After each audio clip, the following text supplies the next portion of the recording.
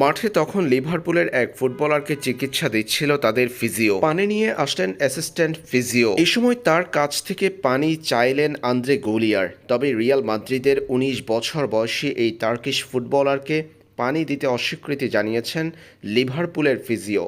সেই স্থান ত্যাগ করেন তিনি। স্থান ত্যাগ করার আগে আন্দ্রে গোলিয়ারের সঙ্গে অশুভ আচরণ করেন লিভারপুলের এই দায়িত্বশীল ব্যক্তি। বিষয়টি ভাইরাল হয়ে গেছে নেট দুনিয়ায়। পরে আন্দ্রে গোলিয়ার তার দিকে তাকিয়ে সেই জায়গাতেই দাঁড়িয়ে থাকেন। অবাক হয়েছেন রিয়াল মাদ্রিদের তরুণ এই ফুটবলার। কি বাজে আচরণটাই না তার সাথে করা হলো। খানিকটা দূর থেকে লিভারপুলের সেই ফিজিওর দিকে তাকিয়েছিলেন কিলিয়ান এমবাপ্পে। পরে আন্দ্রে গোলিয়ারের দিকে তাকান তিনি। এই ভিডিও সামাজিক যোগাযোগ মাধ্যমে ছড়িয়ে পড়তেই লিভারপুলের সেই ফিজিওর বিরুদ্ধে সমালোচনার ঝড় তুলেছে ফুটবল ভক্তরা। মাঠে প্রতিপক্ষের ফুটবলারের সঙ্গে অখেলোয়াড় সুলভ আচরণের জন্য তাকে দোষী করছে সবাই।